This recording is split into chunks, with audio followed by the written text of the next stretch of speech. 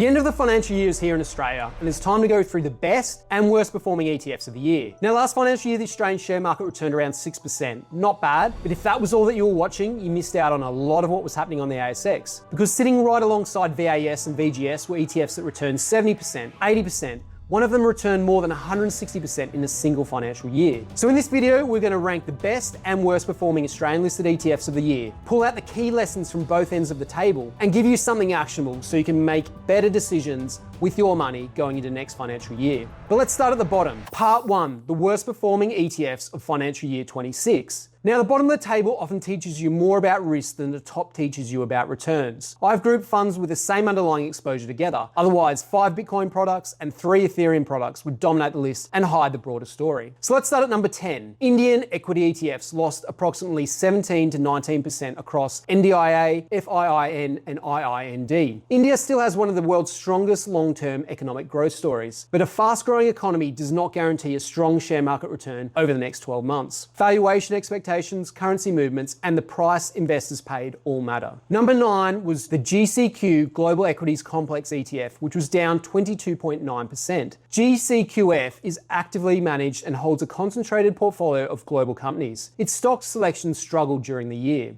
Then we have GPEQ, the Van Eck Global Listed Private Equity ETF, which is down 23.7% as financing conditions, valuations, and deal activity weighed on the private equity sector. At number 7, we have ATEC, the BetaShares S&P ASX Australian Technology ETF, which is down 24.3%. That is one of the year's most revealing contrasts. Australian technology fell while other international technology ETFs did really well. We'll cover these later. Then number 6 was GAME, the BetaShares Video Games and Esports ETF, which was down 25.1%. Gaming had previously been a strong thematic performer, but fell out of favor in financial year 26. At number 5, we have BBUS, the BetaShares US Equities Strong Bear Currency Hedge Complex ETF, which was down 32.2%. BBUS provides leveraged negative exposure to the broader US share market. In simple terms, it generally gains when US shares fall and loses when they rise. With the US market performing strongly last year, BBUS was hit hard. Then we have LHGG, the Lakehouse Global Growth Fund Active ETF, which was down 33.2%. Its concentrated global growth strategy struggled in a market led by a narrow group of countries and themes. At number 3 were the Ethereum ETFs, down around 40% across EETH, QETH, and IETH. And then number 2, we have SNAS, the Global X Ultra Short Nasdaq 100 Complex ETF, which was down 48.1%. It works similarly to BBUS, but provides leveraged negative exposure specifically to the Nasdaq 100. With the Nasdaq rising strongly over the year, SNAS suffered an even larger loss than BBUS. And now the worst performing theme of the year, Bitcoin. The mature Australian listed Bitcoin ETFs, including BTXX, QBTC, EBTC, VBTC, and IBTC, lost roughly 48% over the financial year. These Bitcoin ETFs all had different providers, fees, and structures, but ultimately had the same underlying asset. So the bottom of the table included crypto, leveraged short funds, active global growth, gaming, Australian technology, private equity, and India. Now let's look at what that actually teaches us. Part 2, key lessons from the worst performing ETFs. The first lesson is that concentrated ETFs should be a smaller position as part of the satellite part of your portfolio. The bottom of the table was dominated by concentrated exposures and specialist trading tools, not broad diversified core ETFs. Crypto, gaming, India, Australian technology, and private equity can perform strongly, but each depends on a relatively narrow investment case continuing to work. This was not limited to passive thematic funds. 3 active global growth managers, LHGG, GCQF, and MKAX, appeared in the bottom 20. Their concentrated mandates struggled in a year when returns were driven by a small number of narrow themes. The lesson is not to avoid concentrated investments completely. It is to keep them small enough that one failed idea cannot seriously damage the wider portfolio. The second lesson is that short ETFs are trading tools, not set and forget investments. SNAS and BBUS can be useful for experienced investors seeking a temporary hedge or a short-term bearish position, but their returns depend on the market direction, volatility, rebalancing, and the path prices take. They can lose heavily when markets rise, while choppy conditions can also erode returns over time. Think of them as rentals, potentially useful for a temporary job, but not designed to remain in a portfolio for years. The third lesson is that yesterday's winners can quickly become today's losers. Game, Bitcoin, private equity, through GPEQ, and India had all ranked among the stronger performers at some point during the previous 2 or 3 years. This year, they finished near the bottom. That is the danger of buying from last year's performance table. By the time an investment comes an obvious winner, expectations may already be high and much of the return may have already occurred. But does that mean there are opportunities among this year's losers? Possibly, but a large decline is not a buy signal in itself. Bitcoin has endured a prolonged and severe correction. The question now is whether it is approaching the end of the correction or simply pausing before another fall. ATech also appears to be attempting to perform a bottom after Australian technology fell more than 24%. Meanwhile, India remains one of the world's fastest growing major economies. Its market has disappointed investors this year, but its long-term economic case should not simply be written off. So the bottom 10 is a research list, not a buy list. It shows where expectations have collapsed and where future opportunities may eventually emerge. But price action still needs to confirm that before the recovery has begun. Now let's move to the other end of the table because the winners were extraordinary. Part 3, best performing ETFs. Let's now do the year's best performing ETFs. At number 10 was IVHG, the iShares MSCI World ex-Australia Value AUD Hedged ETF, which was up 66.3%. IVHG was the top 10's main exception. It was not a narrow sector or single country trade. The fund tracks a developed market value index that selects companies appearing inexpensive relative to others in the sector. Currency hedging also gave it a boost. The comparable unhedged fund returned around 53%, while IVHG returned nearly 67%, as the hedge protected Australian investors from the rising Australian dollar. Its results shows that FY2026 was not exclusively about speculative growth names. Global value also performed strongly. Number 9 was IAA, the iShares Asia 50 ETF, which was up 72.4%. IAA owns 50 large companies across China, Hong Kong, South Korea, Singapore, and Taiwan. It is broader than the other Asian winners, but large Korean and Taiwanese technology companies still had a major influence on its return. Number 8 was ACDC, the Global X Battery Tech and Lithium ETF, which was up 78.3%. ACDC had suffered as lithium prices fell and electric vehicle expectations were reset. Its FY26 recovery was enormous. Then we have GMTL, the Global X Rare Earth and Critical Minerals ETF, which was up 78.8%. GMTL benefited from demand for materials used in batteries, electronics, defense, and advanced manufacturing. Next was Cure, the Global X S&P Biotech ETF, which was up 81.4%. Biotechnology had delivered little for years as higher interest rates hurt valuations and funding conditions. Then Cure surged 22.5% in June alone, pushing it into the top 10. That late recovery matters. Even after gaining more than 81% in a year, Cure's 5-year annualized return was only around 4.9%. At number 5 was XMET, the BetaShares Energy Transition Metals ETF, which is up 82.7%. XMET invests in companies exposed to lithium, copper, nickel, cobalt, graphite, and rare earths. Then number 4 was Asia, the BetaShares Asia Technology Tigers ETF, which was up 95.1%. Asia sounds like a broad Asian technology fund, but semiconductors represented approximately 44.8% of the portfolio by 30th of June, and Taiwan and South Korea made up almost 3/4 of the fund. Asia was therefore not simply an Asian technology story, it was heavily exposed to the Asian semiconductor cycle. Number 3 was HGen, the Global X Hydrogen ETF, which was up 135.2%. Hydrogen has been one of the market's most beaten up themes after years of disappointing expectations, high financing costs, and slow project development. When sentiment recovered from that depressed starting point, the percentage gain was enormous. Now onto the second best performing ETF of the year, SEMI, the Global X Semiconductor ETF, which is up 160.6%. SEMI invests across chip design, fabrication, memory, and manufacturing equipment. Its holdings have included TSMC, SK Hynix, Nvidia, Micron, Broadcom, ASML, AMD, and Applied Materials. This was not the traditional technology exposure found in a broad NASDAQ or global shares fund. It targeted the physical infrastructure behind artificial intelligence, data centers, and high-performance computing. And that was the year's dominant technology trade. And now for the number 1 best performing ASX-listed ETF of the year.